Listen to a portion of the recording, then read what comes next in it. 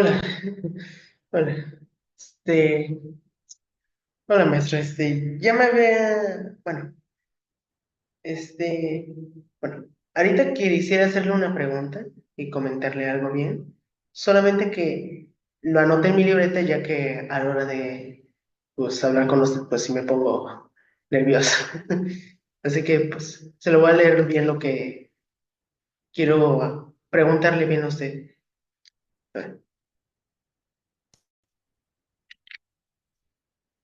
Ya me había presentado con usted anteriormente. Ya le había comentado, soy el hermano de Mariana. Mi padre falleció. Tiene el micrófono. Sí, dame un segundito, ¿sí? Dame un segundito.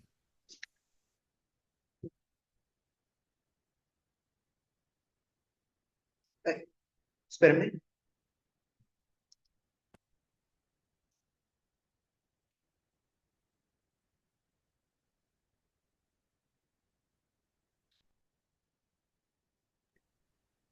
Ok, sí. Dime ahora. ¿Ya? Sí, Bueno. Ya me había presentado con usted anteriormente. Le había comentado, soy el hermano de Mariana. Mi padre había fallecido en Navidad del anterior año y mi madre en este año por febrero. Y pues fue un sufrimiento muy fuerte. Y yo no creo que ellos hayan muerto inútilmente para que esta ilusión me quiera atrapar con lo que le llama la atención a cualquier adolescente. Y fue con lo que me atrapó esta semana. Así que me podría instruir correctamente en la indagación. Mire, leo todos los días las 12 avangas, si debo leer algún otro libro, a qué hora debo indagar, si debo repetir yo constantemente o yo soy, o cómo indago realmente, si debo escuchar audios, videos, ¿qué debo hacer?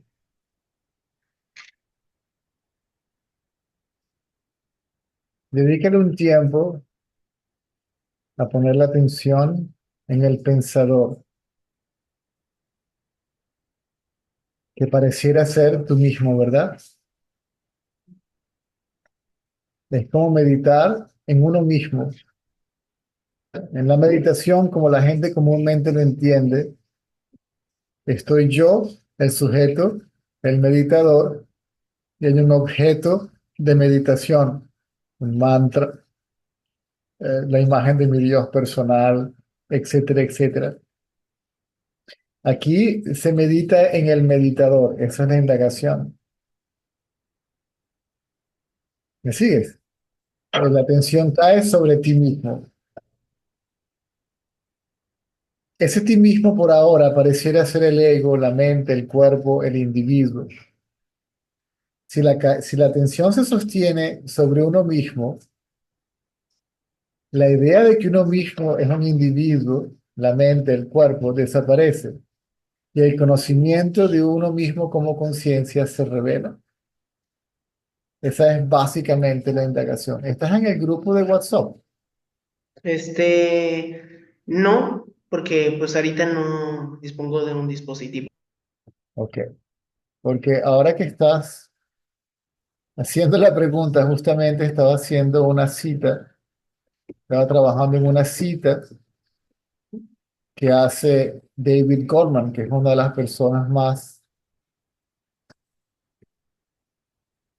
que ha hecho famosas las enseñanzas o conocidas, más que famosas de Ramana Maharshi para el mundo occidental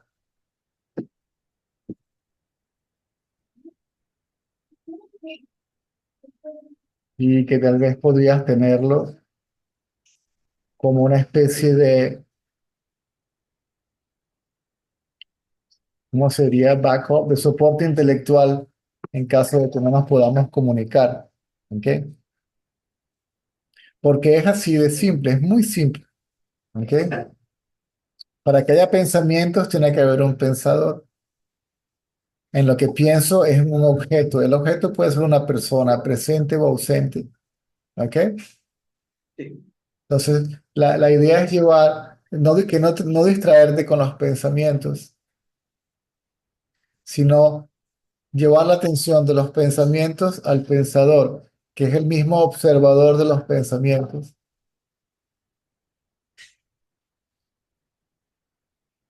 Hazlo ahora a ver qué pasa y me dices cómo te va. Ahora por 30 segundos, ¿sí? Ahora sabes qué eres, ahora sabes yo soy, ¿verdad? Eres consciente de que existe, ¿cierto? Entonces lleva la atención al conocimiento de tu propia existencia, a ese saber yo soy. 30 segunditos, a ver qué tal.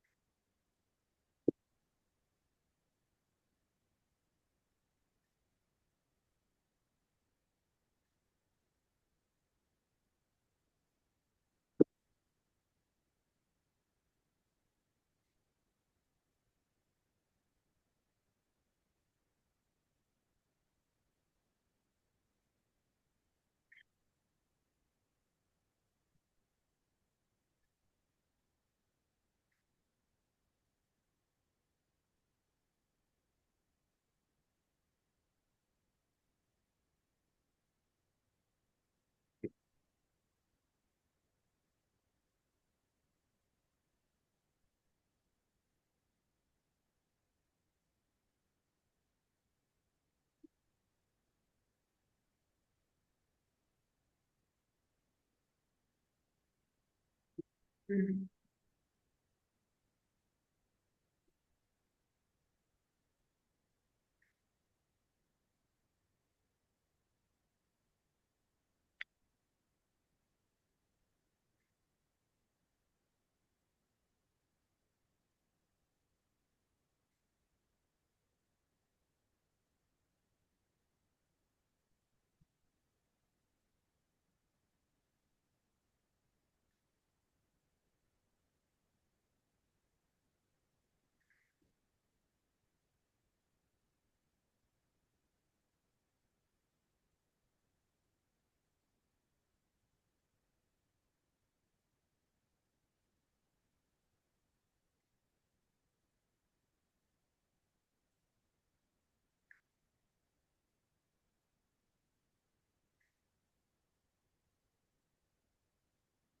Simplemente tengo, por así decirlo, poner atención en quién supuestamente de dónde surge, a quién le surge el pensamiento,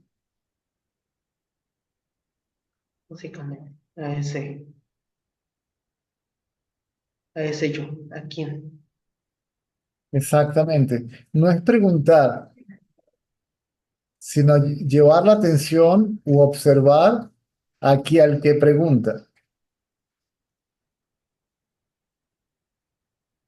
o, o a quien le surgen los pensamientos, que obviamente es a mí, ¿cierto? O Sí. sea, no estoy interesado en los pensamientos, sino en el pensador.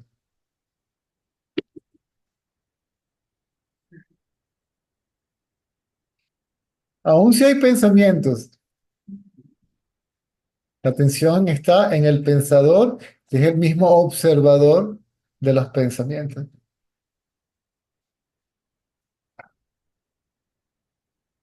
Ese pensamiento, ese observador, se conoce como el pensamiento yo, ¿m? O el pensamiento yo soy el cuerpo.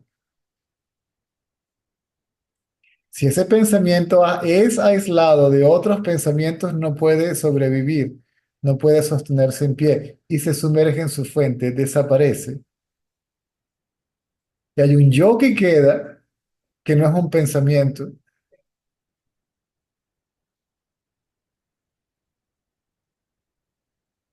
que es consciente, que es conciencia. O sea, lo que yo creo ser desaparece y lo que yo soy se revela como conciencia.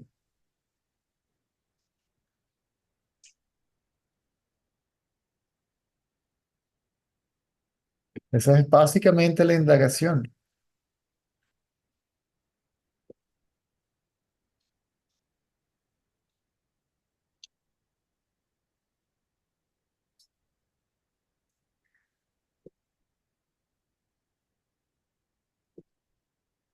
Es como dar siempre un paso atrás. Surgen los pensamientos, no importa, los dejo que surjan. No me preocupo por la cantidad de los pensamientos ni el tipo de pensamientos, si son bonitos, feos, positivos, negativos, ¿ah?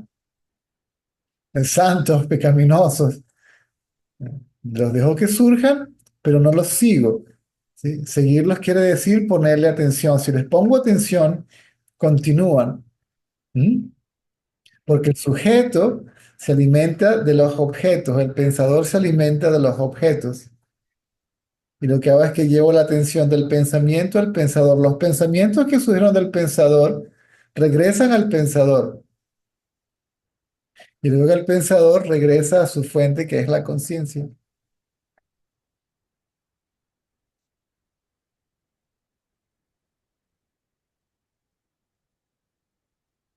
¿Quedó claro? Mm, más o menos. Todavía sí se me complica llegar a entender correctamente. Yo quiero saber quién soy yo realmente. Sí. Si quiero saber quién soy yo realmente, tengo que observarme a mí mismo, a eso que se conoce, que se sabe ya. Todo el mundo sabe qué es, todo el mundo sabe que existe, todo el mundo sabe yo o yo soy. Y lo que tengo es que llevar la atención a mi propio conocimiento de ser o conciencia de ser.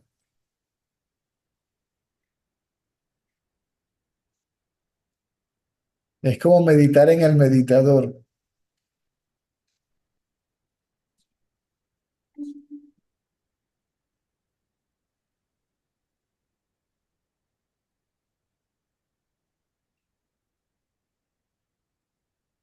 La gran mayoría no entiende la indagación y si la entienden cuando la llevan a cabo, no le pueden poner el dedo al clavo. Está bien, pero poco a poco se va entendiendo y se va llevando a cabo de manera adecuada. Si se lleva a cabo de manera adecuada, entonces empieza a producir un impacto, ¿sí? A producir efectos, si se quiere.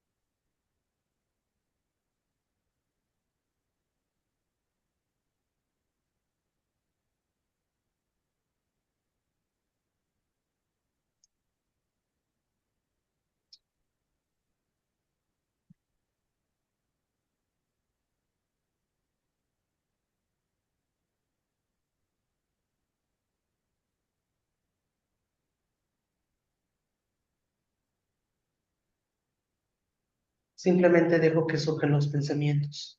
Los dejas Pero que surjan, pero no los sigas. Déjalo sí, que surja, y entonces ve a quién le surgen. A mí, ¿verdad? O sea, sí. ve a quién le surgen quiere decir, lleva la atención a ti, el aparente pensador, aparente observador del pensamiento.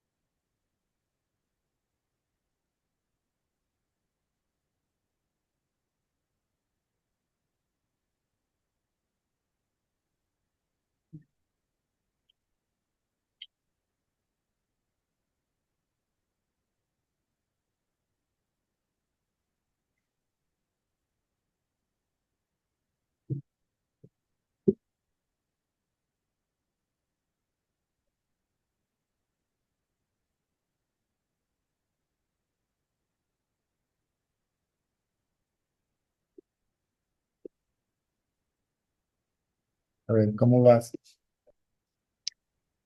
Es poner atención en quién, Correcto. en ¿En quién le quién? surge. Exacto. No en el qué, sino en el quién.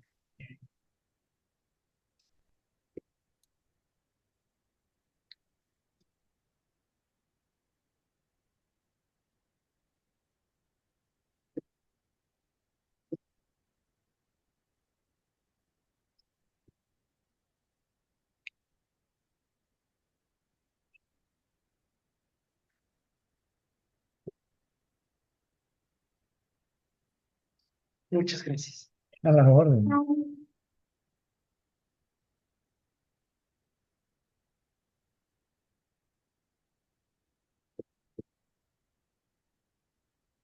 No sé si alguno de tus amigos o familiares está conectado al chat de WhatsApp. Si lo están, pídele que te pasen el texto que acabo de publicar sobre la autoindagación hecho por David Goldman. Si no, anota la fecha de este día, de este video, es la Sí, segunda sesión, y puedes escucharlo de nuevo. anoto la fecha y... Y lo puedes ver por YouTube de nuevo cuando quieras, las veces que Sí, quieras. claro. Si quieres leerlo, lo acabo de publicar en el chat de WhatsApp.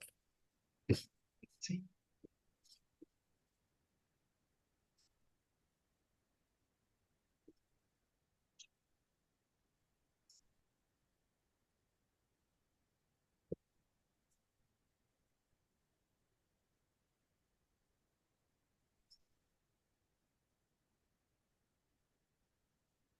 gracias.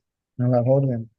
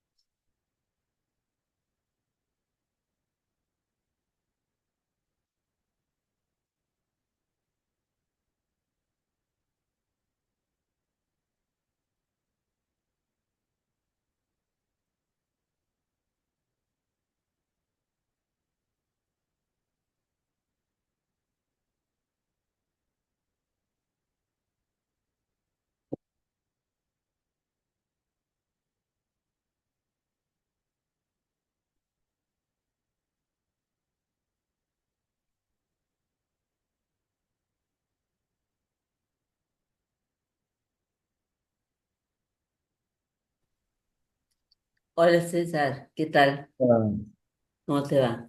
bien. César, quería preguntarte, a la hora de ser, porque uno puede entender que es la conciencia, que es la esencia, pero de ahí hacerlo no es nada fácil, llegar a ser eh, la esencia. Y entonces Esa es yo esa es la paradoja. Se es la esencia, aún así uno piensa que es difícil llegar a ser la esencia. Eso es, claro, el pensamiento yo crea esa idea también. ¿Sí? O sea, la ilusión, que es el pensamiento yo mismo, crea la ilusión de que es muy difícil llegar a ese conocimiento. vos sabés que yo decía, claro, convencida de que soy conciencia, ya lo sé, como que soy conciencia, soy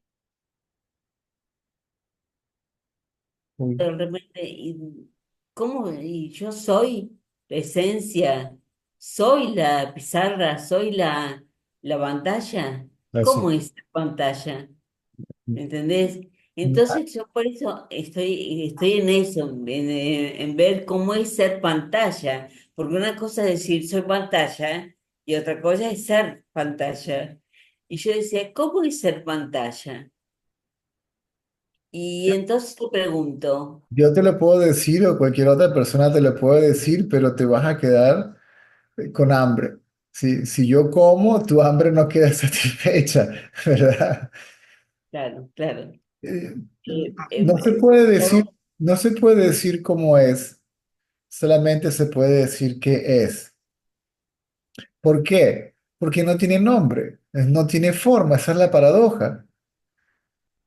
claro, yo hoy me estuve dedicando mucho a esto y me di cuenta que si al miedo le sacamos el miedo, ahí está la esencia. Si al yo le sacamos el yo, ahí está la esencia. Y de pronto todo se vuelve esencia, todo se vuelve pantalla. Pero la pantalla, lo que siento yo, ¿no? Pensando en que soy pantalla, es silencio. Eso sí, pero te pregunto, ¿la paz es una consecuencia del silencio, es una interpretación, es en sí misma? Porque que es silencio, sí es silencio, pero paz Son es sinónimos. una... Paz, silencio, beatitud, bienaventuranza, son simplemente diferentes nombres para describir, si es posible, el estado natural de ser. son sinónimos. Sinónimos. Y la felicidad, César, La felicidad deriva del conocimiento de ser. la felicidad sí es una consecuencia. Sí,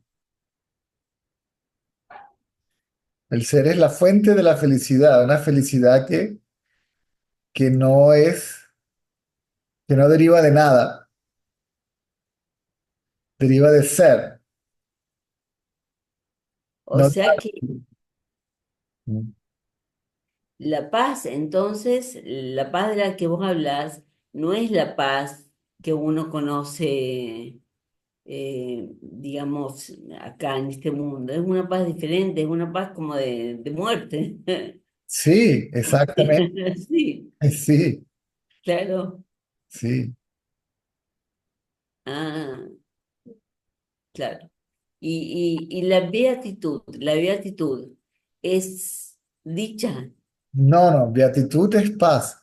Paz es silencio. Recuerda, son sinónimos. Silencio, paz, beatitud, bienaventuranza son, en este contexto, se en usan este contexto, claro. como sinónimos de ser. Entiendo, ajá. Eso es la paz, claro, ya está, ahora sí entendí. Claro, porque yo me ponía, incluso dije, a ver, ponete el personaje, ponete en pantalla. Y yo pensaba, ¿cómo es ser pantalla? Claro, es todo eso que me estás contando, claro. Sí, el error es, está bien, todo el mundo pasa por ahí. Es tratar de imaginarlo o hacer un ejercicio para ver qué tal, cómo funciona. No. Si yo soy eso, la única manera de saber cómo es eso que yo soy, tengo que observarme a mí mismo. Claro. Sí, entiendo, entendiendo, claro. Yo trato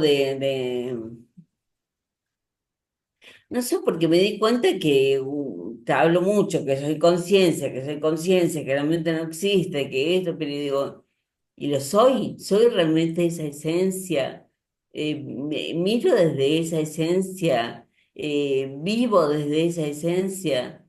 Y claro, yo entonces empecé a pensar que era silencio, pero paz, claro, ahora que me decís lo que la paz significa, entiendo, claro. Lo único que hay en el sueño profundo es silencio. Uno puede decir, por eso la gente, cuando uno sale de la iglesia el domingo en la misa, el sacerdote se despide diciendo que la paz del Señor sea con vosotros. Y uno dice, y con tu espíritu, ¿verdad? Sí. Podéis ir en paz. Es decir, la paz del Señor, como el buscador quiere ser una persona, entonces piensa que Dios es una persona, ¿ok? Pero Dios realmente es conciencia y conciencia es lo que uno es. Así que la paz del Señor, sí, es acerca, en todas las oraciones en India, ¿ok? Todos los rituales terminan repitiendo 3 veces paz, ¿sí? Shanti, Shanti, Shanti. ¿Mm? Paz, paz, paz. ¿Cómo se llama el ashram de Sai Baba? Prashanti Nilayam. Pra es suprema. Shanti es paz. Suprema paz, fíjate vos. Nilayam, la morada, es la morada de la paz suprema. O sea, es paz, es acerca de paz, silencio, beatitud. ¿Sí? En el sueño profundo no hay nada, absolutamente nada, pero uno está presente en la ausencia de todo y uno es consciente o la conciencia misma de la ausencia de todo. Por eso que uno es esa conciencia. Y el estado natural de lo que uno realmente es como conciencia es silencio. Tú no ves a nadie feliz en el sueño profundo riéndose. Entiendo. La felicidad deriva, ¿sí? Una felicidad que deriva del conocimiento de ser conciencia. Por lo tanto, es una felicidad que es independiente de que pase algo o que deje de pasar algo. Es independiente de un objeto o de una persona o de una sensación física o de una energía tal y cual. ¿No?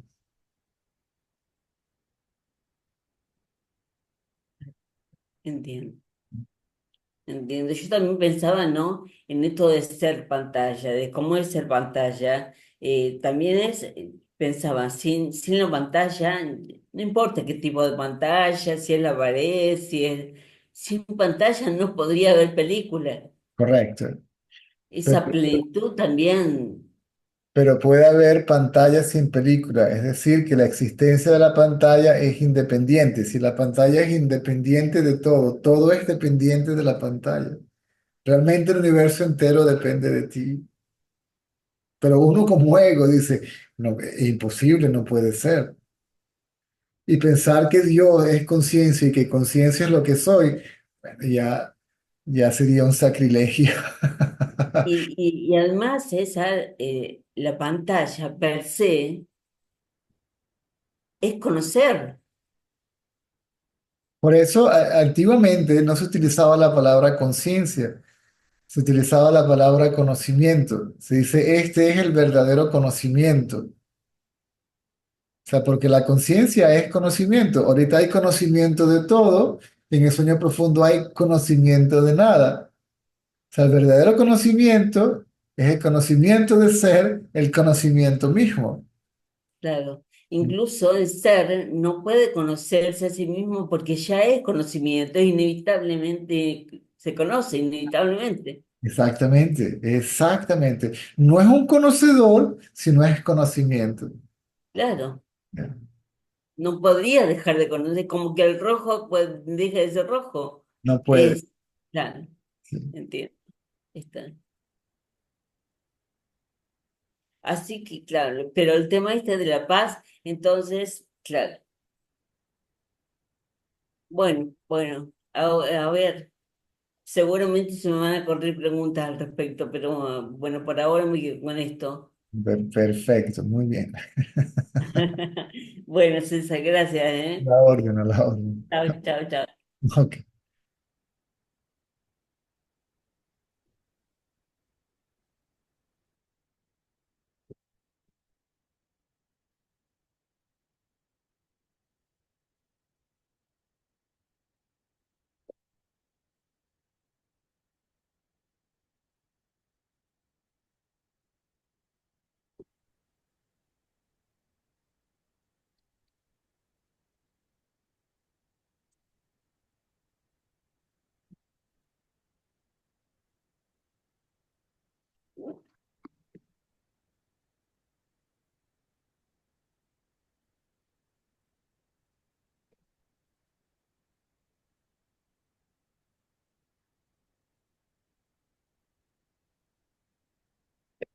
ya tienes el micrófono abierto.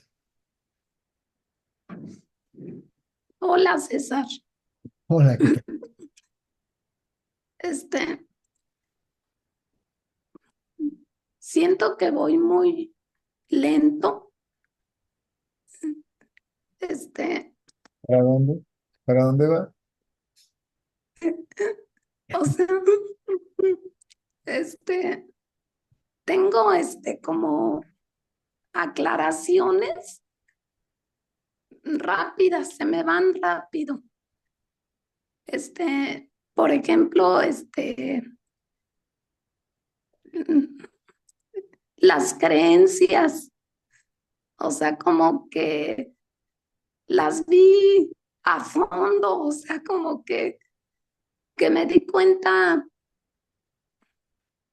de lo que yo creo y, y que, por ejemplo, la mesa, o sea, que es mi creencia, o sea, pero lo vi así tan claro de pronto, este, pero se me va. Y Se, se me va porque estoy interesado, aún estoy interesado en la creencia, aunque sé que es una creencia, estoy interesado en la creencia. Es decir, yo me di cuenta, lo que tienes que darte cuenta es del yo que se da cuenta. Tienes que darte cuenta del yo que se da cuenta, ah, sin analizarlo, solo ver. ok, Si lo ves, te vas a dar cuenta que también desaparece, al igual que la creencia, porque el que vea la creencia es una creencia, es la creencia raíz de donde surgen todas las demás creencias.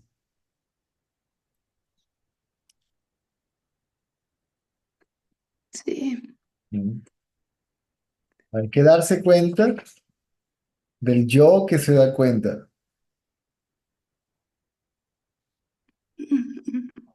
Si no, entonces comienza un juego del yo intelectual de que se dé cuenta de que esto, y sigue pensando, y sigue pensando, y sigue pensando, si nunca se queda quieto. ujú. Ahora, si observas al yo, entonces el yo se queda quieto. Es como que si lo aislaras de todo lo demás, de las percepciones y de los pensamientos. Ajá, sí. Al estar aislado de todo eso, ¿sí?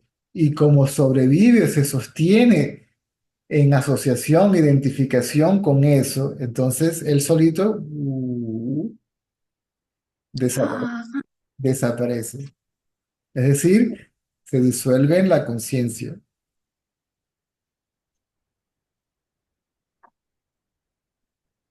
Y y por ejemplo, de que siento que puedo muy fácilmente entrar en estado meditativo,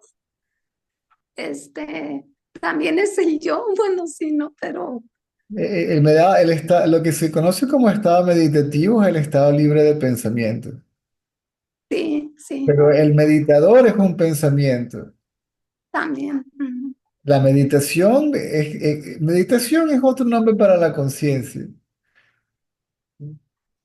El meditador, el meditador al quedarse libre de pensamientos también desaparece.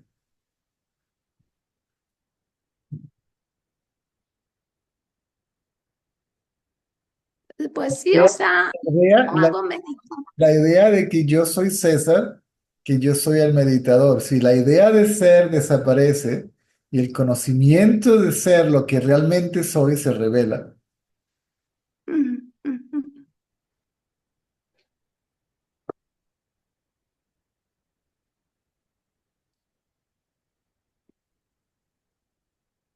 O sea, no, no, ahorita, por ejemplo, al irme a dormir disfruto mucho porque me quedo en un estado muy placentero, así mucho.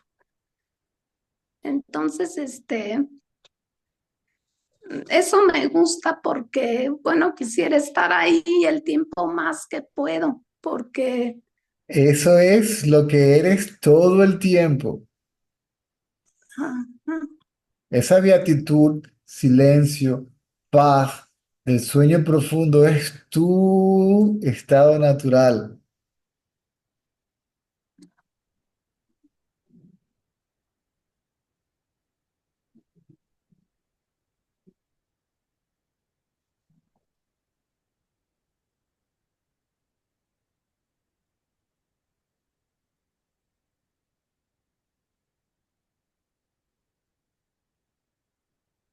se ha ido mucho el miedo, porque el miedo me traía todo el tiempo y ahorita ya es mucho menos. El miedo aparentemente lo produce algo. ¿Sí? Hay algo que me produce, hay algo que es la causa del temor, el objeto del temor, La muerte. o lo que sea, ¿ok? Pero sigue siendo un pensamiento. La muerte, la araña, la serpiente, lo que sea, ¿verdad? Entonces, si yo remuevo el pensamiento o llevo la atención del pensamiento, del objeto, ¿sí? Y la llevo al sujeto, entonces el sujeto no tiene razón, ¿sí? Para temer absolutamente nada. Pero el sujeto también, también se va a ir, ¿sí? Va a desaparecer. O la idea de ser el sujeto, o un sujeto, un individuo, una persona, ¿m? Un ser individual va a desaparecer. Un ser individual limitado al cuerpo. ¿Ah?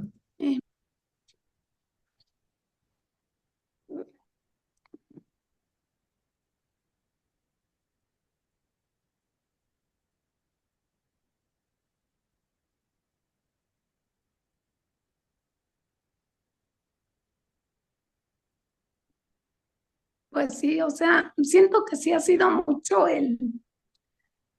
pues el cambio de a cómo veía las cosas, o sea, se está yendo, muchas cosas se están yendo. Cuando el yo se quede, cada vez que el yo se queda sin menos cosas, quiere decir se va purificando. Mm, Cuando el yo está lo suficientemente puro, entonces empieza a sumergirse en su fuente espontáneamente. Si le queda todavía una tendencia, una creencia, ¿sí? Entonces la misma tendencia lo jala otra vez, lo lleva otra vez a la superficie, lo saca de su fuente. Porque los pensamientos y el pensador son idénticos, no son dos. sí. Mm, Por eso a veces yo digo, los,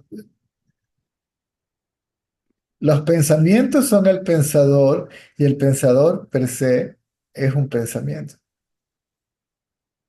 sí, La mente es pensamiento y pensador, sujeto y objeto, ¿sí? Observador, observado.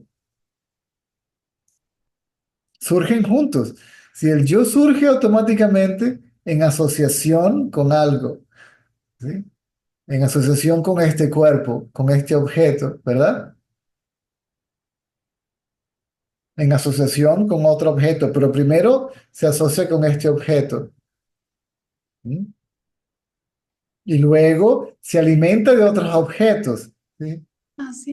Mm, Pensando en ellos, bien sea que le gusten o no le gusten, que los acepte o que los rechace, que los considere sí, buenos o malos, esto y lo otro, ¿sí? Yo soy el sujeto, tú eres el objeto. sí. Yo siempre estoy pensando en algo, no puedo dejar de pensar en algo. Sí.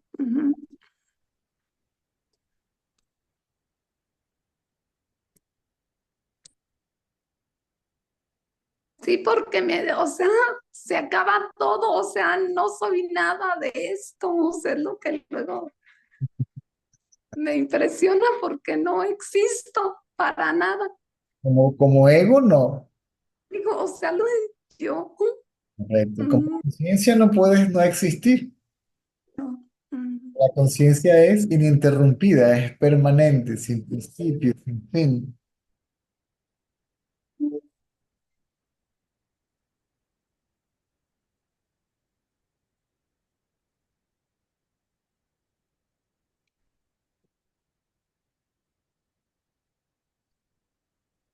pues sí, empiezo a ver el impacto, o sea, que no me causaba impacto esto y ya me empiezo, o sea, empiezo a quedarme sorprendida. Bueno, el yo se queda muy sorprendido.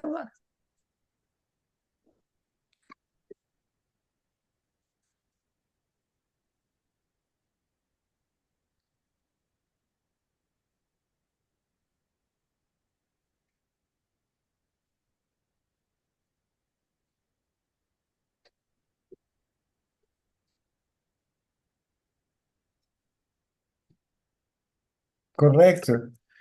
Al principio pareciera que fuera como extraño, como Sí. nuevo. Y después se hace natural porque es el estado natural. Ujú.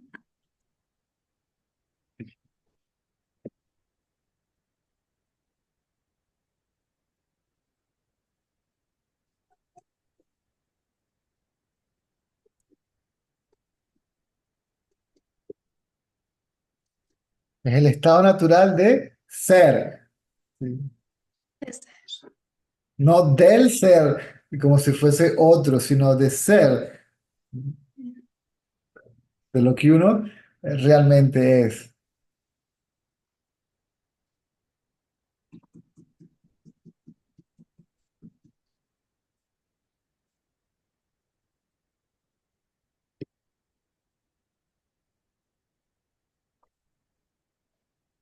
Sí, me estaba riendo porque de pronto cuando vi un papel, el papel era yo, un papel tirado que estaba ahí, era yo.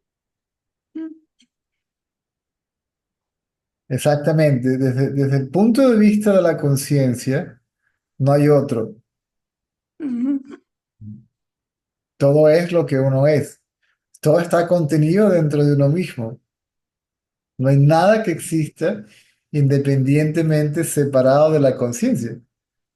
¿Sí? No hay otra Mm, segunda entidad llamada X, Y, Z, mundo, manifestación, ilusión, mente, ego, ¿sí? sí. Que tenga existencia independiente de la conciencia. Así como lo que decía Susi hace un rato. ¿Sí? No hay una proyección que exista independientemente de la conciencia. Ah, ok. Mm.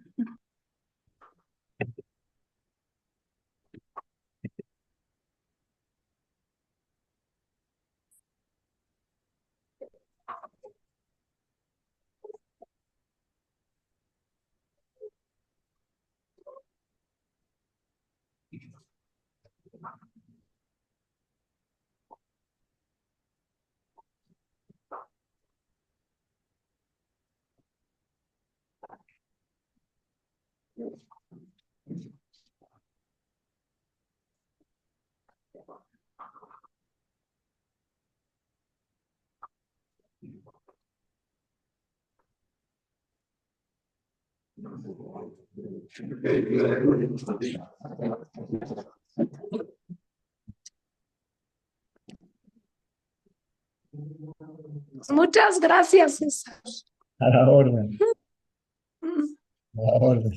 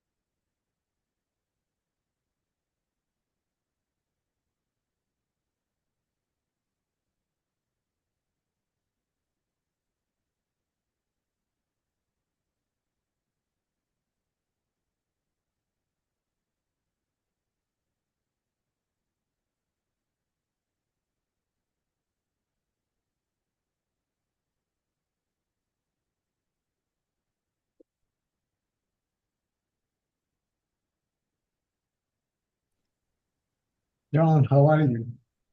Cesar, how are you? Good. I'm just trying to. Yeah, good. Yeah, things have settled down a bit for me. So, but there's a lot of just sitting and like just wanting to sit a lot. But before I would hear that, the people would say this is a dream, and it's this is a dream, and conceptually you'd think it was a dream, but even tonight it was like it felt it was real, that it was just a dream, which was totally different to the conceptualization of it, like and that was quite something. So I'm settling down, I think.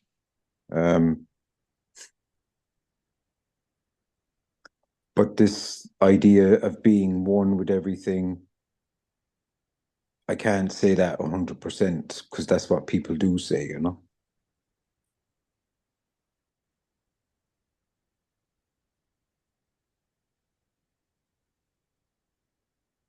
So maybe you could tell me about that. What can I say? It is a dream. It's a mental state, right? Waking state, the waking dream, then the dream state, deep sleep state. These are mental states, and collectively is the mind. Awakening, Every state is the mind. all that collectively is the mind. Awakened state and dream state is the mind in a manifested state. Deep sleep, it is the mind in an unmanifested or non-manifested state, the so-called potentiality, where the whole universe is there in a latent potential state, dormant in a form of a seed.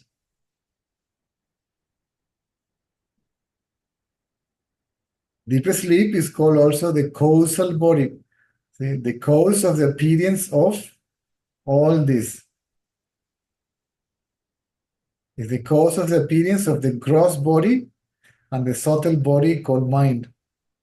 But the gross body, the subtle body, and the causal body collectively is the mind.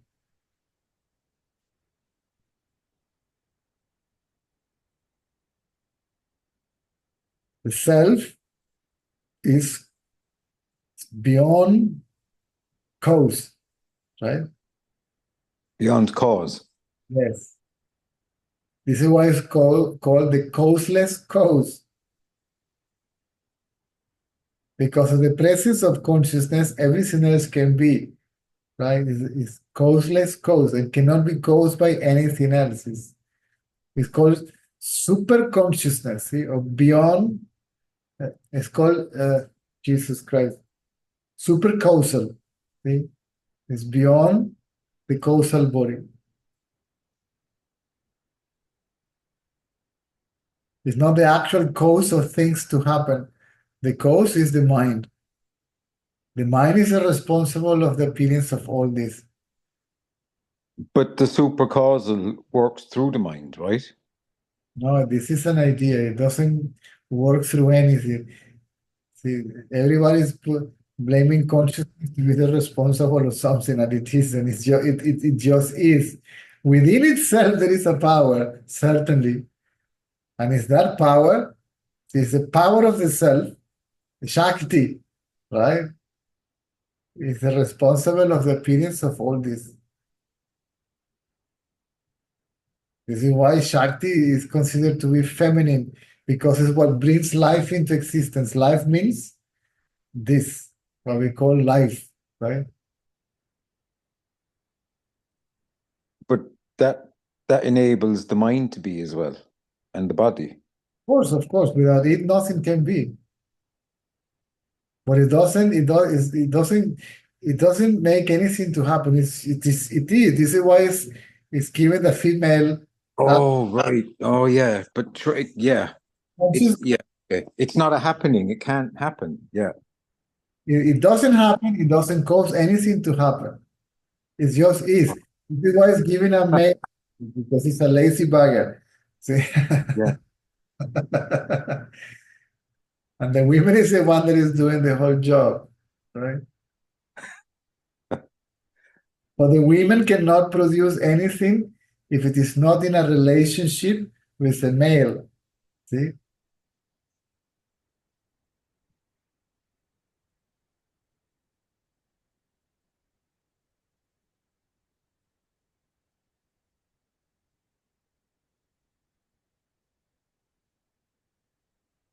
It's a power. See, it's called the self is called Chit, and the energy is called Chit Shakti. The word Chit is there to refer to the fact that this is the Shakti is inseparable from Chit, which is no different to say Chit is Shiva, the self is Shiva. See, this is why they say there is Shiva Shakti, but they are not two. They are one. This is why the idea of relationships, see, they are inseparable, right? There's a marriage, right?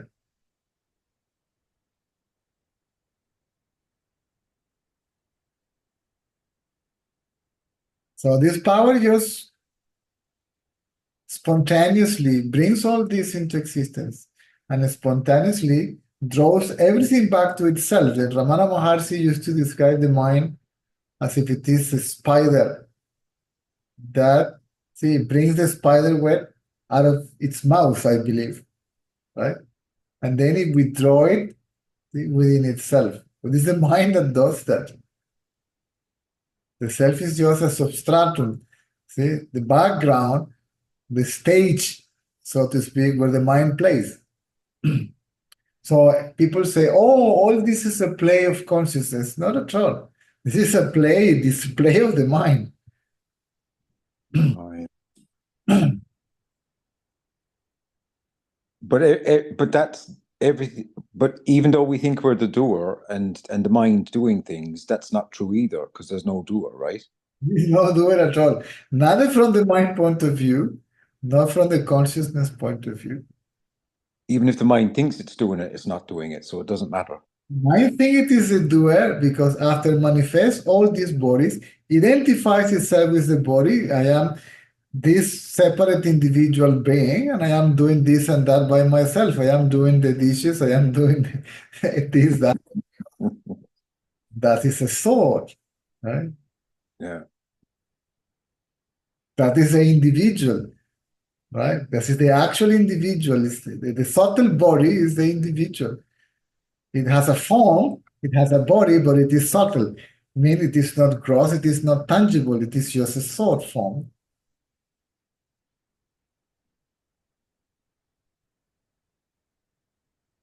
The causal body It's just potent energy, undifferentiated potential energy. and any staying with that is just identifying with it, isn't it?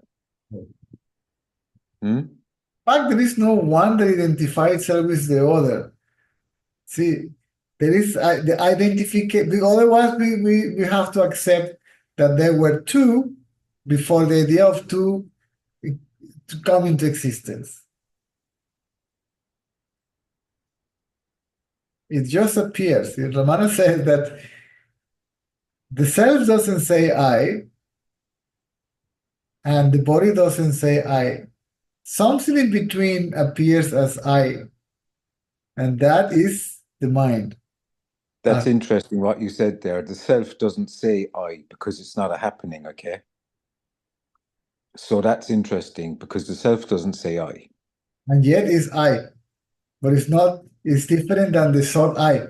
That this Ramana is talking about is the thought I that appears in the body. See, the body is like a mirror, and the eye appears reflected there. And it's not known, so the ego grasps it that I am, because that can't be known anyway. What can be known? The self The self. can be known. So that's what causes the ego to happen. Well, in a way. No, there is no, really, John, there is no way that anybody can say why all this happens. Yeah.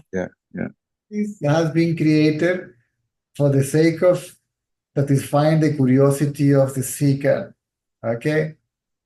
Including the concept of sankalpa, see, the will of God and all that stuff, right? Reality is, if we investigate and pay attention to one's own daily experience, all this appears spontaneously and disappears spontaneously. Even the ego appears spontaneously. Even the inquiry happens spontaneously. There is no actual doer of the inquiry. It's happening spontaneously. So all this happens spontaneously, and the self is effortless.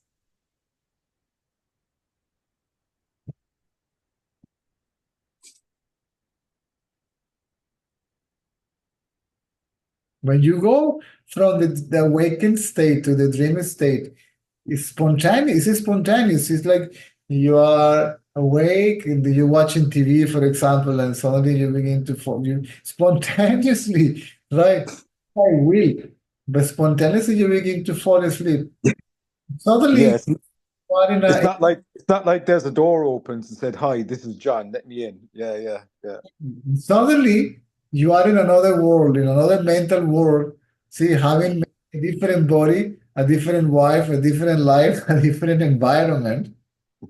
And then spontaneously, whoop, all that may disappear, and the lot of sleep just takes over, right?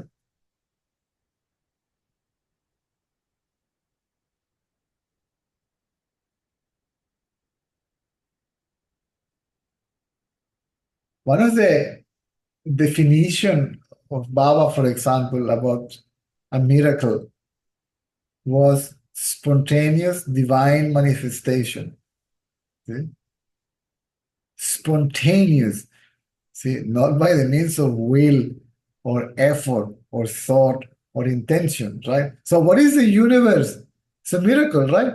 It's a spontaneous divine manifestation, right? Yeah. It's right here, right now, the actual miracle you're talking about. Yeah. Yeah, people are asking for miracles. Yeah. One that itself is a miracle is asking for a miracle. Astounding. It will be a miracle if you realize that it is a miracle. Oh. Because that's what happened this evening. It was in that recognition, that whole, this is actually really, really a dream. And everything nobody, and I was just thinking, nobody knows how this is all happening. Nobody knows. We listen to scientists, we go to school and we're taught this is that and that's this, and scientists are figuring this out. Nobody knows, do they? Like, nobody knows. So, yeah. the whole point, that is the truth, that nobody knows. And that's the beauty of it, that nobody knows.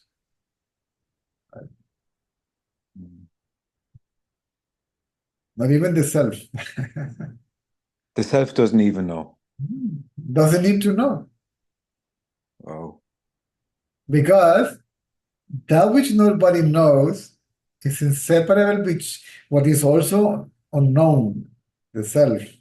Unknown it means it cannot be known. So to know it is to be it, right? Yeah, but you can't know it. No, you only can be it because you are it. But how do you know that you are it unless you know it? Because you are it, you know you, because you are, you know that you are. Yeah. Because you exist, you are conscious that you exist. But I don't know how that is. No, there's no how, no nothing. Now, since the manifestation or the illusion is inseparable from reality, right? Sorry? Since the illusion is inseparable from reality or the self, then the illusion is the self. See, that is right there. I didn't get that, Caesar. Sorry. Since the illusion is not separate from the self, The it illusion's not separate from the self. is also the self. That is Advaita, not two. Reality and illusion.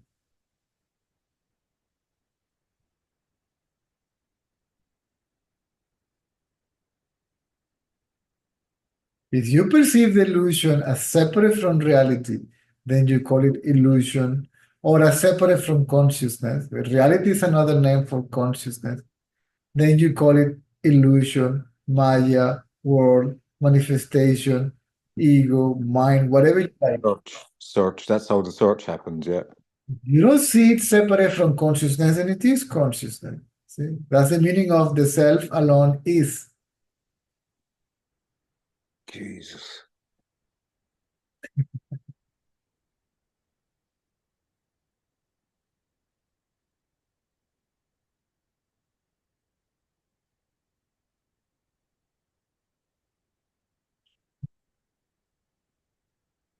That's not two. Consciousness and something else called manifestation, non-differentiated, any whatever you like to call it. But I can't say right now that there's one or two. Even the idea of one disappears. But I'm really looking now as such. I can't say there's one. Just simply like. This just being. There is just being, absolutely. Just being. And there's no effort. I can't do anything about that. Nothing. Being is effortless. Yeah. I love that, just sitting with it. It's just. And being is effortless and manifestation is spontaneous.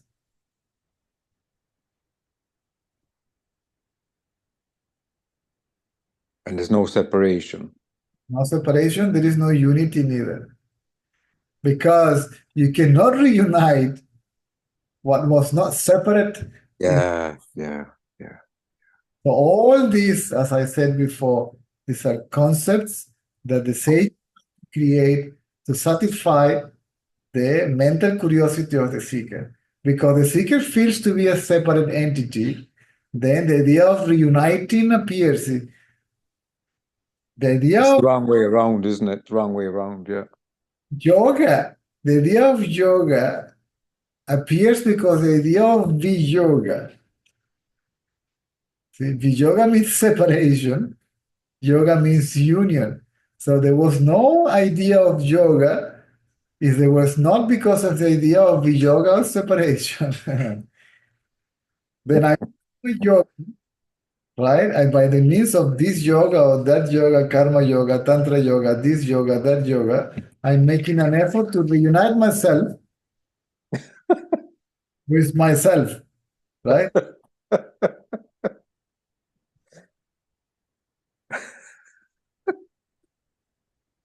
And Ramana Maharshi said it very clearly. The whole purpose of your efforts is for you to become aware of the futility of it. The futility of it. Yes. Yeah. That's gone. And there's just a settling down now. It's like it's just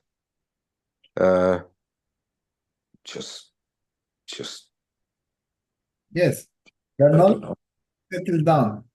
See, that is the meaning of once the self is realized, it takes a while to get established in that state. But people misunderstand it as that there is somebody that is going to get established into that state.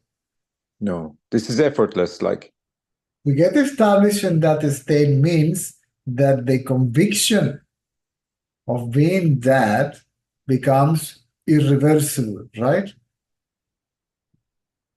Is the knowledge of being becomes permanent and effortless, spontaneous. That seems to be the case. It's like the doing is doing itself.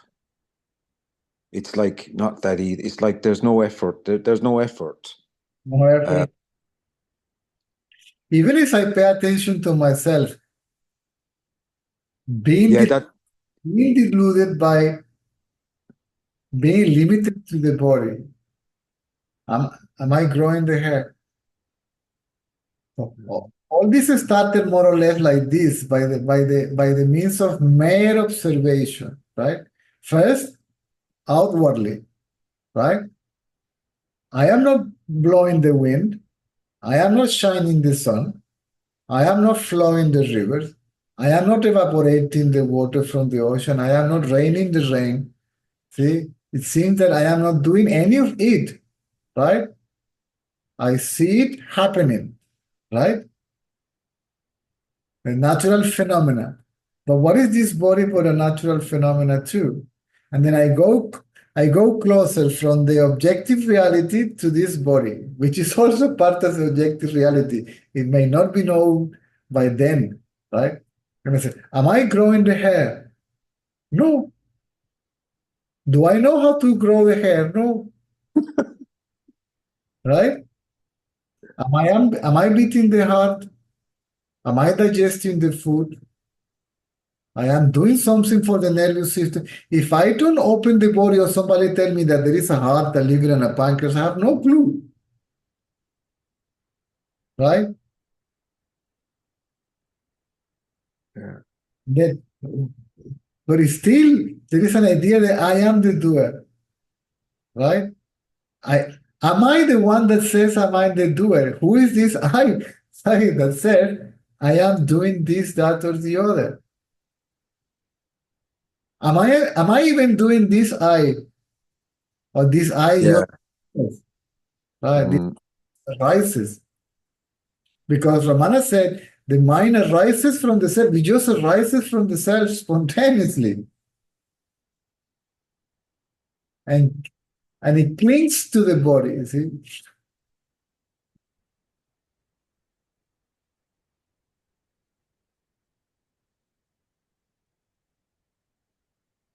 So there is no doer at all.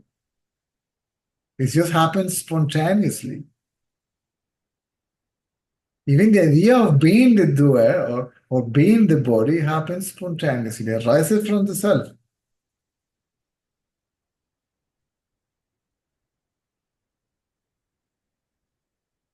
Apart from this thought I am doing, there is no doer of nothing. Apart from this thought something is happening, what is actually happening?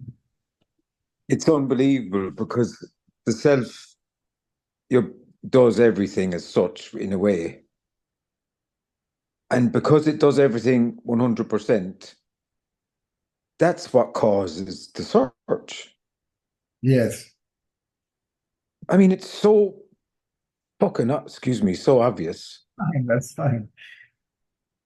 It's just like, oh my God, like there's not even 0.555, 0.0009% chance that there's an ego. It's like that's the whole point. It appears to be, and it seems to be I. Right? Wow. And has the power, the illusory power of consciousness has the power to cover its own reality. Wow. So it's everything. Wow. It's like it's the ego as well. There is nothing that is not the self. Jesus, that is so.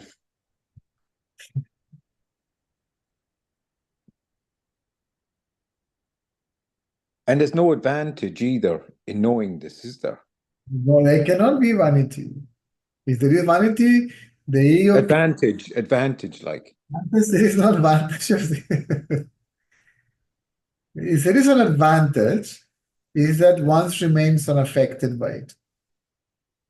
Well, Advantage was yeah, but like, Caesar, even if you live a life of total identification and you die, and someone is enlightened as such or self-realized and they die, there's no difference. See, it is not even an advantage because unaffectedness is a reality of the self. So it doesn't have an advantage. It is unaffected. It doesn't have the advantage of being unaffected. It is unaffected. As unaffected, Yeah. okay? It doesn't have advantage. It is just like that. And that's why they say you're like Yuji, the barking dog. He'd say, I can give you nothing. That's what he meant all the time. You can what? He used to say, I can't give you anything. Nothing. To There's whom? no questions, no answers. Like, Whom?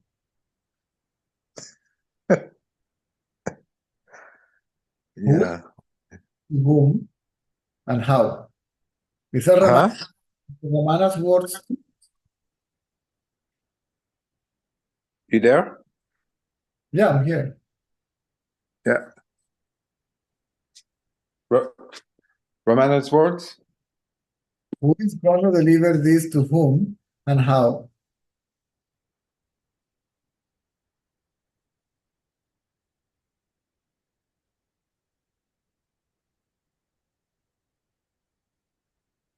To kill the ego means to become aware that it doesn't exist. That is so like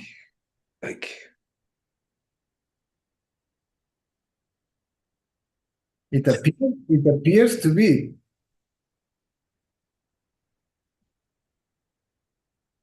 like everything. Like everything else, it appears to be. But it really is not. It appears to exist, but it doesn't really exist. Wow. It is an illusion and also inseparable from reality.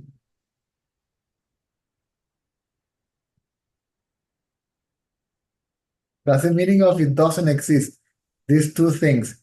It is an illusion, it's a thought form, and it is inseparable from reality. So it doesn't exist as something else, but it exists as consciousness.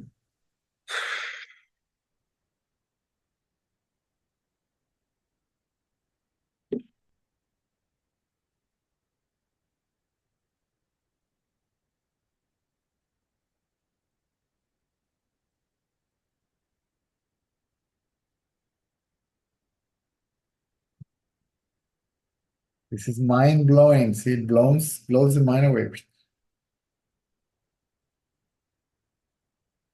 Self-knowledge is mind blowing. See, it blows the mind away. If it is even there. That's why the analogy of the snake and the rope has been given for years, because it's so beautiful and so simple, right? Yeah. You're thirsty, right? You go to the kitchen, it's dark, and then you see a snake, and then you're terrified. Oh my God, there is a snake. And then you wake up the whole neighborhood. Come, help me to kill the snake. Right? Let's get the snake. And everybody comes with a specific tool, see, a technique, a practice, right? Tool to kill the snake. And then somebody clever says, hold on a second, let's switch on the light. The snake runs away, so we know where it hides. And when you switch on the light, you realize there is no snake. It is just a rope. So how can you get rid of what never existed in the first place? So the snake is the mind and the rope is the self.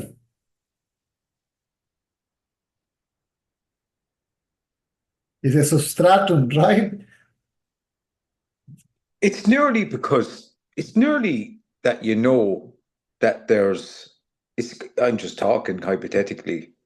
It's like you probably know that there's no snake somehow, But you still somehow think it's a snake. Yes. Because to think that it's a snake, there must be an idea of no snake. You are It's the, kind of like that. you are the self, but you appear to be an ego. Appearance, yeah, mad. Wow. That is like, yeah. The appearance is seemingly covering the very substratum on which it appears.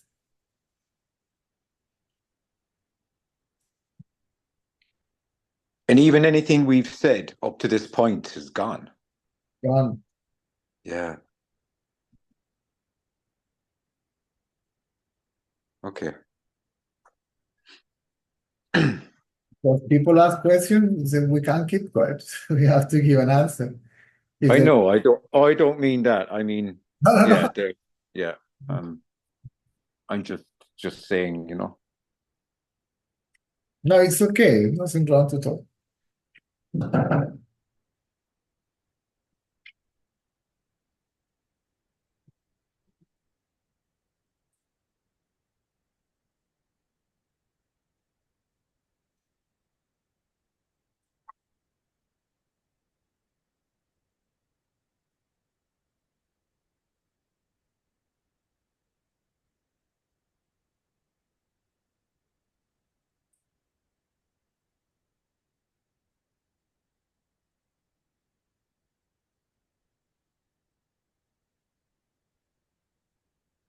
So even at some point, all this knowledge is forgotten, it's thrown away. It serves its purpose and it has to be discarded completely. I was just thinking that right there. It's like there's nothing to say. How do you teach this? You can't teach anything. No, I mean, what I mean is that the concepts are useful for some time. But the concept becomes the obstacle because it keeps you thinking about it. Yeah. All relative knowledge has to go for the absolute knowledge to reveal itself as I. And as you say, that's like an abidance, isn't it? When that knowledge gets revealed, see, you don't need any other knowledge because any other knowledge from where it rises from within you. Yeah.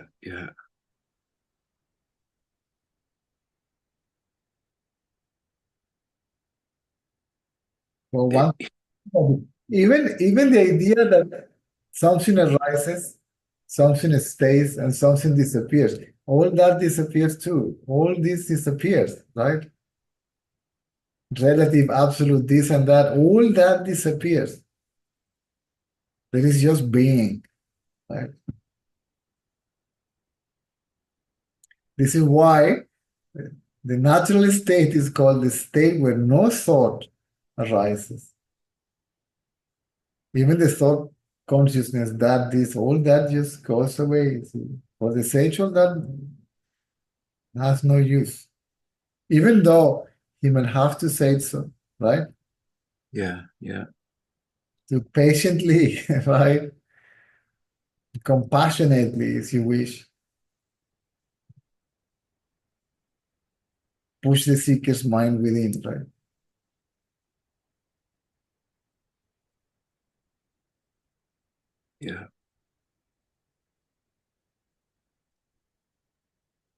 Yeah.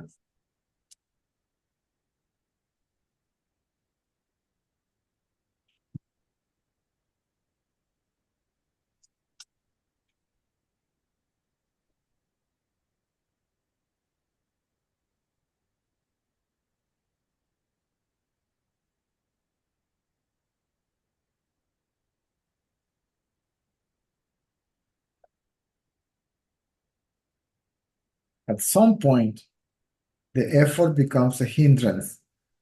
See, it becomes counterproductive and contradictive.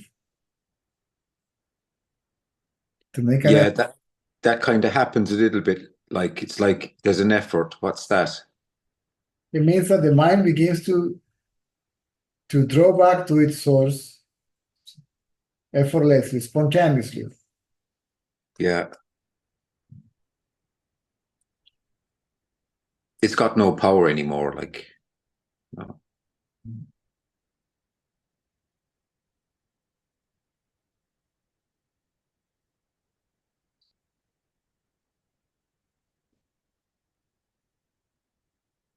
I have much else to say.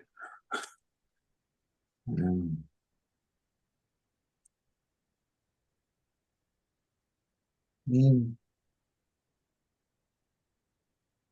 It may jump out now and then because maybe some tendencies, right?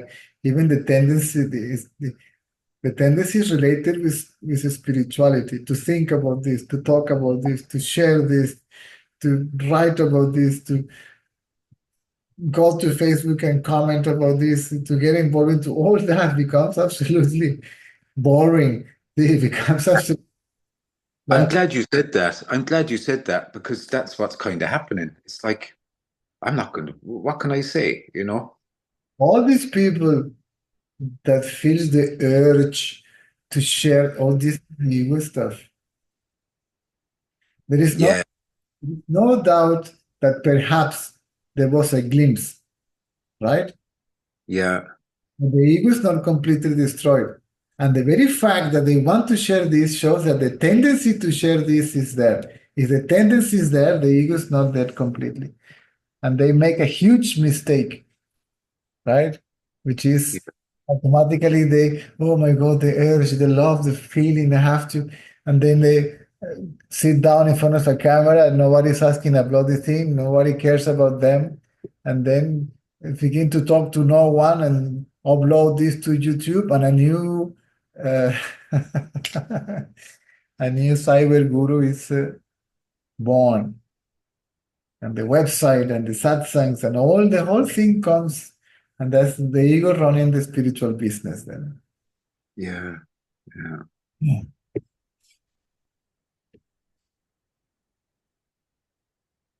Why do you, can I ask, Caesar, why do you share? Why do you talk about it? Because my teacher asked me to do so. Okay. And I rejected it, right? Oh, yeah, you told me, yeah, you rejected it, yeah. Even when I see, this man told me, bring the attention from the seen to the seer. That was the first time we met.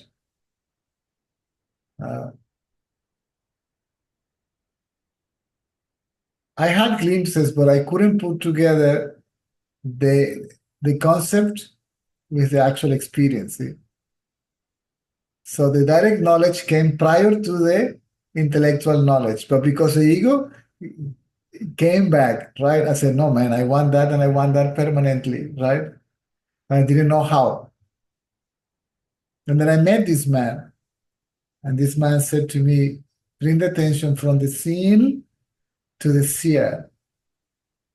The seen will disappear, the seer will disappear, and what remains is the act of seeing, experience, as simply being. Yeah. He said me that, and that was it. I just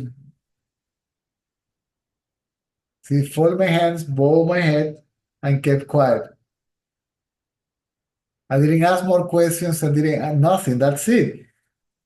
And the other people were asking questions. I was not interested in people's questions and the answer to these people because that is none of my business. See, that is for them. This is for me. And there was no doubt. It's just what he said to me, okay, fell on my head like a sack of bricks, baklang. That was around, these talks used to be held from 10 to 11 o'clock in the morning. So at that time, everybody was already exhausted. We used to wake up at 3, 4 o'clock in the morning, all the whole story, right? Then I went to have lunch and have a nap. And in the afternoon, Baba gave darshan. And anyway, I just did what he said, right? And it took me a few minutes just to reflect upon what he said, to ponder about it. Okay, the seen, that's the seer. Okay, attention go from there to I. To me, I am the seer, I. And then thoughts disappear. There were no thoughts. And then the I, the seer, also disappear. But it disappeared because I should say that kind of a power, okay, arose from within and swallowed that I, the seer. And it became obvious. That what remains is I, right? When the subject and when the object and the subject disappear, that what remains is I. It becomes absolutely obvious, right? And without saying it, you know you are that. That naturally will get reflected in the mind as a thought, I am that, and how stupid I was, what was I thinking, and then comes the ecstasy. When the mind is not there, there is no ecstasy. See? When the mind is not there, there's no ecstasies. No ecstasies. But the mind is not fully destroyed. The idea I am the mind is destroyed. So I was then, my God, I am that. And I couldn't. So the joy and the ecstasy was so powerful that I couldn't even remain seated. It's like the body became boneless. I was like melting on the floor, having the giggles, like the people were looking at me funny. I said, I better get out of here. I better take my music out of here. And when I left the hall, this man who told me about the inquiry was sitting there like he was spying on me or something. He was sitting in the opposite building on the staircases of. I remember he was sitting like this, right? And he looked at me, I look at him, and then he said, pretending to be serious, why are you so happy? And I'm like, what do you mean by why? There is no why, there is no reason. And then he stand up, walked towards me a little bit, say, what were you doing? I was doing nothing. I was doing nothing. See, I was just there, sitting with myself, being myself. Then he held my hand and burst into laughter, okay? And said, do you see? We were swinging, we were laughing like two idiots for no rhyme, no reason. And he said, do you see that if we are honest enough, in a split second, we have a glimpse of reality? That was a glimpse, right? My ego came back, but it was basically related with the spirituality, the spiritual ego, right? Then he said to me, and then I said, see you in satsang. I said, yes, of course. And I went to satsang. Right?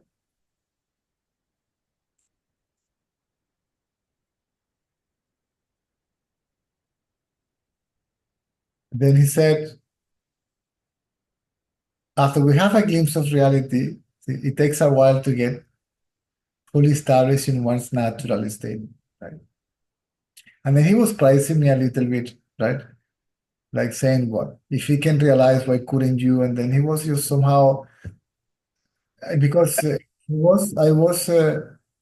had addictive tendencies, right? Like if I do something, I will do it full on. So I use that against myself, right? Like fasteners, I have them as well. Stubbornness, yeah. Anyway, only when he took the maraca and shook it, and there was no sound, then he said, I remember clearly, he was 100 years old maybe already. And then I went to his room to help him to walk. He couldn't even walk to the garden. He would talk in the veranda of his house, of the building where he was living. And he was sitting on his bed, I remember. It was very sweet and very cute. And I saw him, right? And I said, oh, he can't help it anymore. And he said, yes, sir, look at me. See, I'm so old and so tired. He like read my mind, right? He said, yes, sir. He said, I'm so old and so tired that even doing nothing, I get tired. And he laughed. And he said, why don't you go out and take over? And I said, no. I didn't have the impulse to, even when the glimpses and all that, I never felt the impulse to say to anybody that I had a glimpse, I realized I said nothing. I will just keep on having my life, being there, going here and there, doing this and that. But actually, I was high and by to everybody. I wasn't interested even in talking about anything to anyone. When I was living in Puttaparth. Then he says, no, sir, I'm not going to do this, right? And he said, why? I didn't know what to answer because I didn't know why, because there was no actual reason. There was not the inclination to do so. But I thought I have to come up with an excuse, otherwise I know him. So he will not be. And I said, why? Well, they don't want to see me.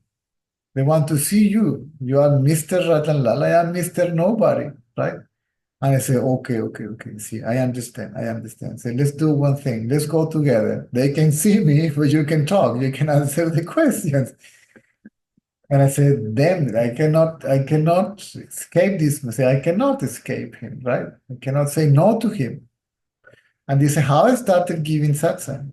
Not giving satsang, you don't give satsang, but how I started talking publicly. So we will sit together and he will say, please, any questions? And then he will do just like this, right? You answer, right? And now and then he will add something or whatever, right? And at some point,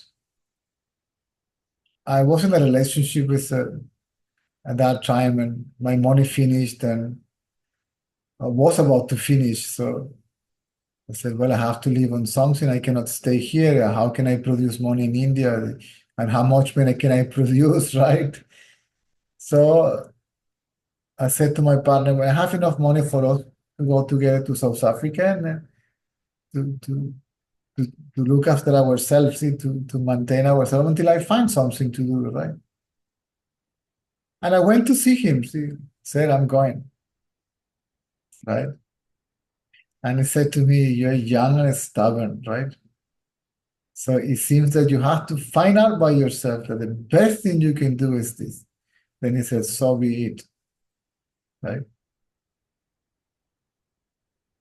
And I went to South Africa, okay? And I was doing very well. I am a karate teacher. I'm fourth dan. I was a high degree and I joined the organization there. And I got a job teaching karate, let's say like in the country club of South Africa. And I was teaching 3 times a week, 3 times a day. And that was enough money with 25 students to live comfortably. I was living with my partner. She owns her house. We didn't have to pay rent. So it was all very nice and sweet, right? And then she decided to go, let's go to Australia. Let's go to Australia. And Australia was working as a manager of a supermarket and all, and living my normal life until Baba appeared in our house physically. Who? Baba appeared in our house physically. And he didn't even appear to me, he appeared to her, right? It's a funny story. Your teacher? Sai Baba, yeah. Oh, Because Sai Baba. Mr. Ratanlal was devotee of Sai Baba, but Sai Baba was Okay. Yeah. my attachment to what I believe was my personal God becomes an obstacle. It didn't allow me to focus on myself, right? So I came back from my job. We were living in a very small apartment, a studio apartment, right? And I said to my partner, my wife at that time, because we got married in South Africa and so on. And I said, I'm tired, I'm going to have a rest. He said, okay, I'm going to have a shower. And I remember there was a bookshelf here, and there was a big book of Baba like this, like a hardcover, like very thick, big book. And I fell asleep, and that thing, don't know how, it fell from there, right? It fell on the right side of my chest, and ping, and woke me up. And I went to look at my watch, already a long time passed. And I said, where is my wife? I say, I understand that women takes long time in the shower, but that was way too much. And when I entered the bathroom, the shower already was closed, but she was still wet, covering her body, shaking, right? And I said, my God, what's going on? And she started saying, Swami, Swami, Swami. And I said, what do you mean by Swami? What happened? He was here, and I thought she went cuckoo bananas, right? Then I took her out of the shower and gave her a robe and stuff, prepared a cup of tea, and said, what do you mean by Swami? That he was here. And okay, fine, he was here, but what happened? She said that we have to pack our things and go immediately to India.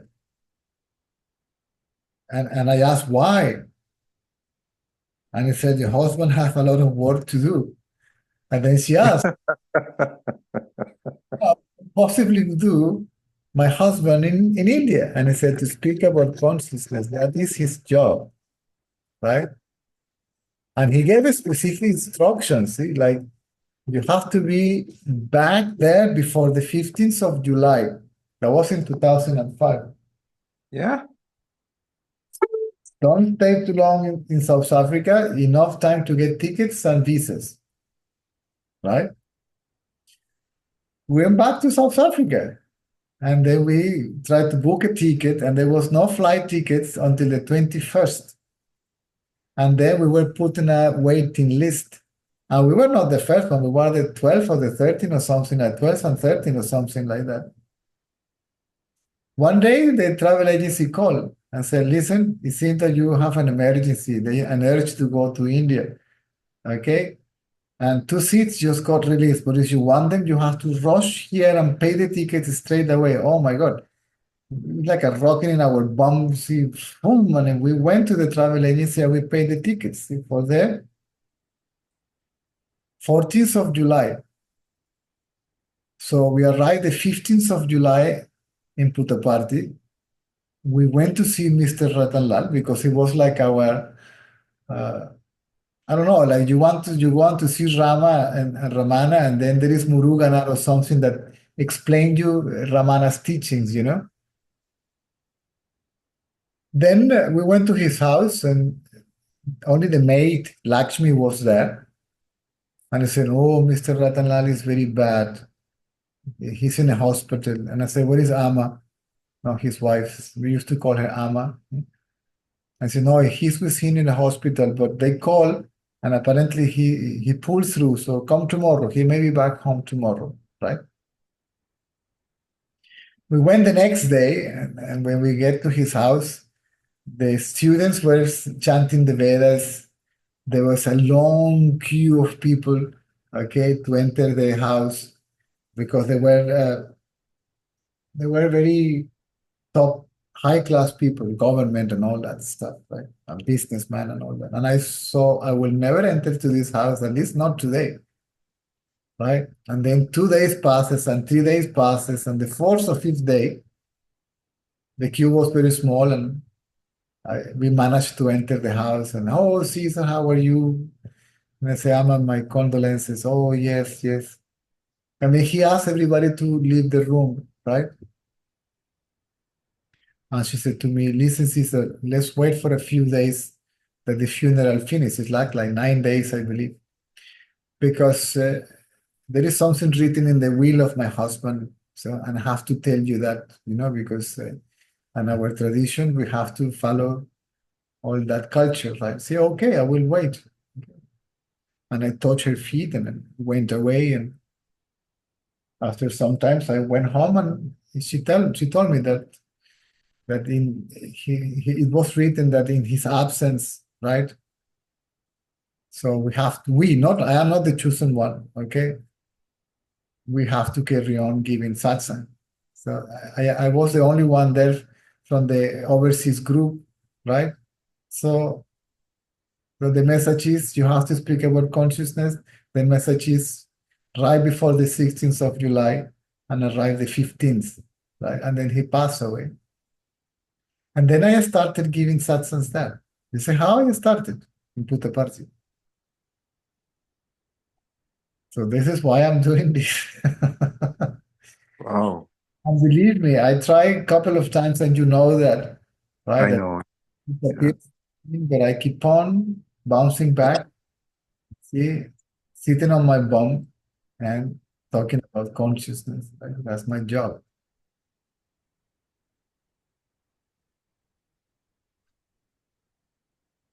Wow. And you've been around the world. Jeez. Yes. Wow. There was an issue there in the ashram, and politics and all that stuff. It's not worth even talking about it, so I had to go. Right?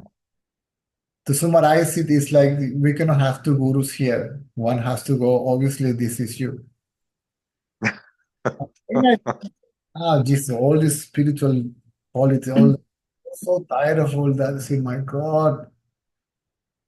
And I told my partner, let's get out of here. See, I don't want to talk. I don't want to see anybody.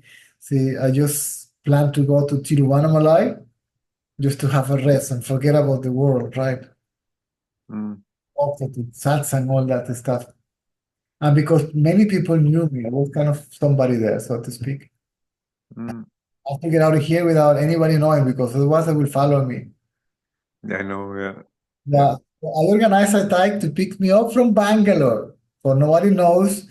In any travel agency, they organize a taxi to Tiruvannamalai. And the taxi picked me up at 3 o'clock in the morning. Okay. And off we go to Tiruvannamalai. And I haven't been there for years. And I go to, I don't remember, it was Shanti Cafe or one of these places, right? Looking for accommodation, right? And when I went to the cafe, there were a group of Russians. And I said, oh God, from Puttaparthi. Oh, Caesar, Caesar. Oh, good Lord. What are you doing here? No, we know you come here. See, when are you going to start giving satsang? No satsang, you nuts. Right? So apparently they have dreams, this Baba telling them that I was going there, go there. And I said, no, there's no satsang here. See, who's going to come to satsang? You are 3 cats sitting on the table, right? So I said, I have to come up with something. I will make it difficult. See, nobody knows me here. I am nobody in Tiruvannamalai. All these G's were there. One G, the other G, all the foreigners were there. I said, who's going to see me? Right? And I say, okay, you look for a place. And if you find a place for me to talk, I'll do it. And they found the place. You've been in Tiruvannamalai, right? Yes. No, I have to go sometime.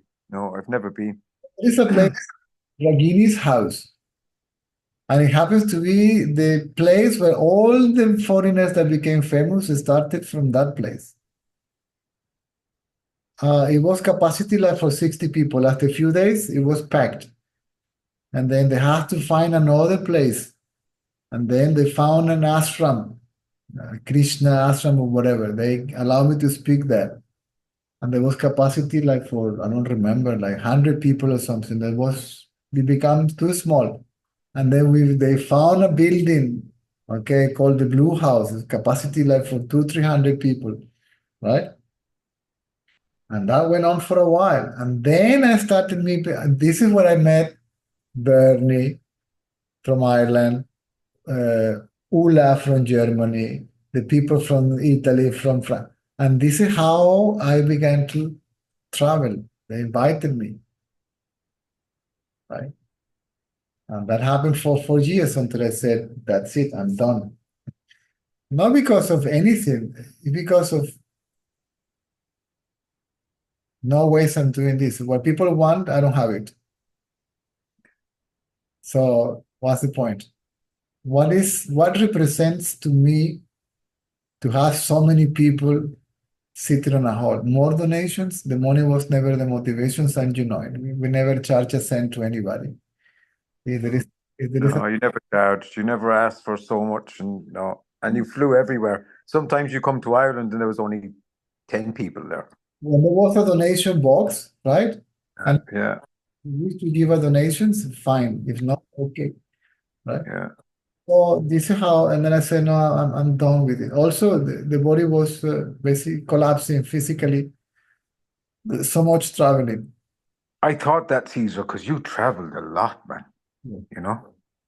There were 13 countries, 34 cities, and I was traveling 50 weeks a year out of the 52 that it has. And I said, no, I'm not doing this. And then I stayed in India. Okay, if the people wants to come, let them come. Right? And I was for 2 years there. Then I went to Thailand. Right? And then back to Venezuela. And when I Oh, that was my first trip to Thailand. And I don't know if you know, I think you don't know him, Liam Clark. He no. starts in Thailand, so I met him. He was a wonderful man. And what's the name of his wife? I was staying in her house in Dublin. I was staying in her house. What is her name, Jesus? Catherine. That was his ex-wife. So I was staying in his house. Then he invited me to Thailand. And this is when I decided to settle in Thailand. So this is when I disappeared, right? And I went to Thailand. And the people were just going there. Oh, good luck. Now, don't take me wrong. I don't mind doing this, but not in this. Then all the format was trying to be imposed on me. The Papa G format, the other G format. And then and then the Sangha came and people cleaning for me and cooking for me and traveling with me and organizing things and all that stuff. And I saw people living their life, sailing their businesses, and I said, this is madness, this is fanatism. And I said, no, no, no, no, no, no, no, no, no, no. I cook myself, I clean myself, I take care of myself. When I am 90 or 80 and I can help you, when you come and help me. But for now, and I say, no, this is madness, and I cannot support this madness. I cannot do it. So the stage and the microphone and the dole and I say, no, no, no, no, no, I'm gone. Yeah. I don't mind to talk about this, but if the people are really if they want something, I don't have it. The energy, no, I'm not interested. What energy? I can't give you.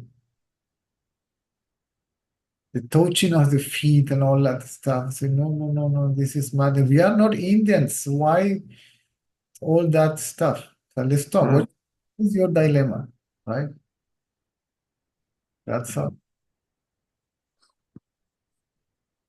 Oh, yeah. Then I went back from Thailand to Moscow. I was already with Nasya. The child was already born. It was like it was a baby actually. And then I went to a friend house and then say, oh, please, satsang. I say, oh, okay. So I already lost my reputation. It was fantastic. The best thing that ever happened to me. Because then the people that really trust or believe or love you, one can say, then these people began to come back. So I talked with small groups in Moscow for a while. And then we went to India and settled in India for a couple of years. And then we went to Thailand and we lived there for nearly 4 years. And then we had to come back to Venezuela. We had to come to Venezuela, right? Oh, And actually, the wife of my teacher, when I traveled for the first time, it was to Lithuania. I said, go and come back. Don't stay there. Because they invited me. I was sick, actually. I got a viral diarrhea or something. I was talking non-stop every day, and I got sick. And then somebody from Lithuania says, I want to translate the first book.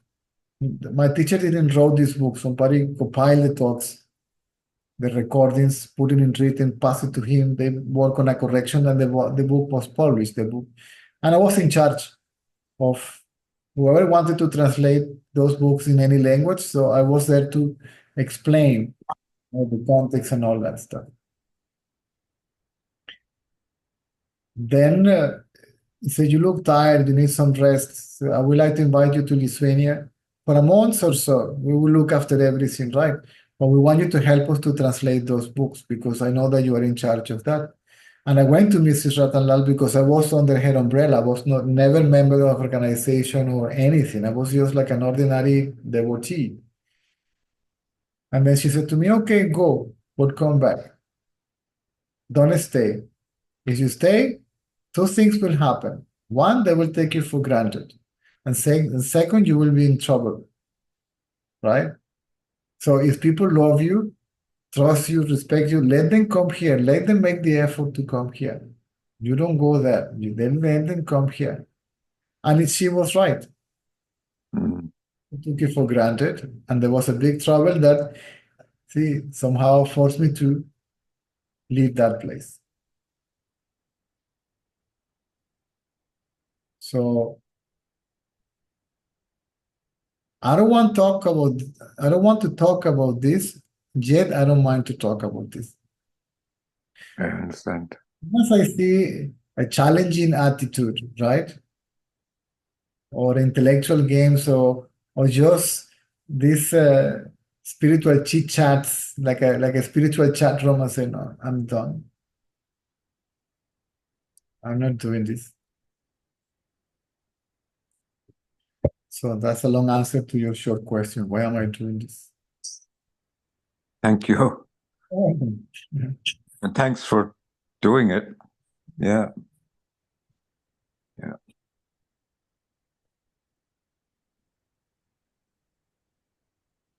I don't talk to this not even with the closest. If somebody asks me any question about this subject, I just keep quiet and we can talk about anything else or whatever, like politics or anything. Who cares? Right? So I'm going with my daily routines.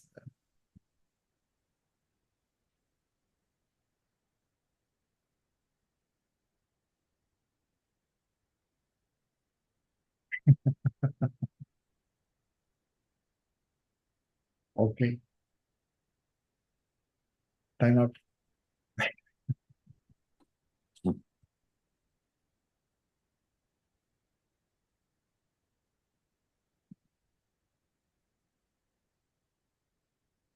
Okay, oh, Jesus, it's Sunday. Today is the last talk of the week. Then see you next time. Gotta go. Time up. Good to see you and to talk to you again. Okay.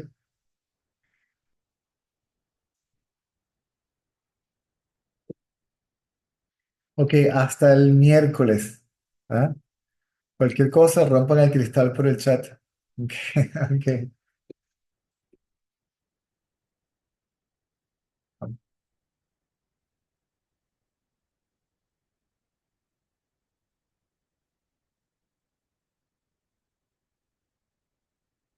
Mm.